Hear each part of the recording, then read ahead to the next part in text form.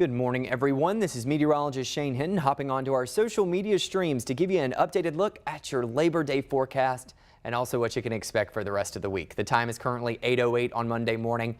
We are going to get started shortly. You are currently taking a look at the Doppler radar across the area. We're not tracking any activity here in central Texas, but we are tracking a pleasant start to your day. Temperatures sitting in the upper 60s to lower 70s for most. Blanco and Fredericksburg, you're actually sitting down at 66 degrees. Good morning to all of you.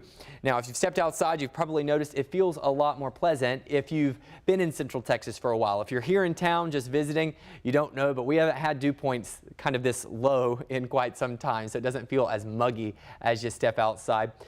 As I mentioned, we're not tracking any shower activity, but that could change as we go throughout the duration of the day. Last night and yesterday evening, we did have some showers and storms that pushed through for the northern portion of our viewing area.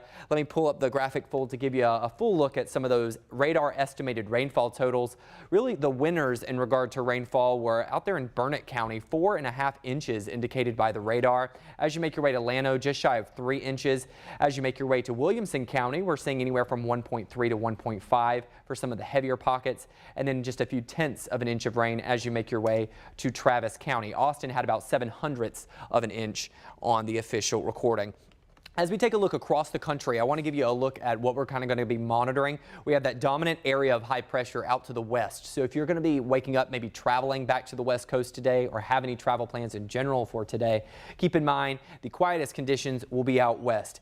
Traveling in Texas right now, I am not seeing any significant airport delays, but notice as you make your way out towards the east, we're talking the northeast and then eventually the east coast, we are tracking quite a bit of activity on the eastern side of that trough that brought scattered rain chances to central Texas earlier this holiday weekend. Now, as I mentioned, we will be tracking the possibility for some isolated strong storms later today, predominantly as you make your way out to the hill country, but even in the northern corridor of our northern portion of the I-35 corridor, I should say.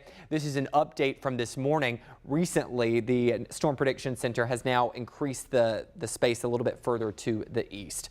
As we take a look at the high resolution forecast model runs, I foresee the rest of the morning being pretty quiet. In fact, I think a majority of the day will remain quiet. As we get closer to the peak heating of the day, we'll see the potential for showers and storms in two areas. One out east in the coastal plains. You can see some of those sea breeze showers and storms developing.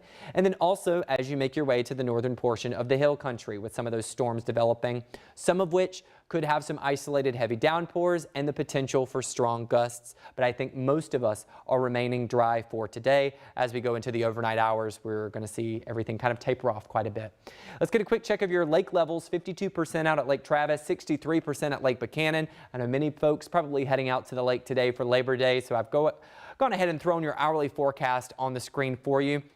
Let me pull it up full for you so you can see. We are going to be tracking a 9 on the UV index, which is considered very high. So don't forget that sunscreen in addition to your bottles of water as temperatures climb into the mid 90s. Now, as I mentioned, late afternoon, early evening, anywhere from a 20 to maybe 30% chance for scattered shower or storm. But as I mentioned, most of us are going to be staying dry. So once again, as a reminder, 9 on the UV index. Don't forget the sunscreen. Protect yourself from any sun damage. Wear light, loose-fitting clothing if you want to also help reduce your exposure. Today's temperatures area-wide a touch warmer than what they were yesterday. We're talking lower to mid 90s. 95 is where I expect us to peak as you make your way to Austin, just about a degree above average. Your allergy count, the winds from last night's storm, I do think probably help to trudge up a few of those allergens. Grass and mold in the medium. Fall elm is seeing a surge, which we are in the season of it, so it's not unheard of, but it is significantly higher than what we've been tracking the past several days. As we take a look at your 7-day forecast, you can see temperatures will climb into the mid 90s as that area of high pressure out west starts to build a little bit closer to Texas. It'll weaken a bit whenever we go toward the weekend, but right now our best rain chances are being capped at around a 10 to 20% chance each day during the work week, with the highest likelihood east of I-35 in the coastal plains. As we look ahead to the weekend, as of now, it's looking pretty clear and ideal for football conditions on Saturday. 94 degrees is what we are currently tracking for Saturday afternoon. That's all I've got for you here from the KVUE Weather Center. I hope everyone has a safe Labor Day. Continue to have a wonderful time out there. Until I see you again, stay safe, stay smart. Most importantly, stay kind.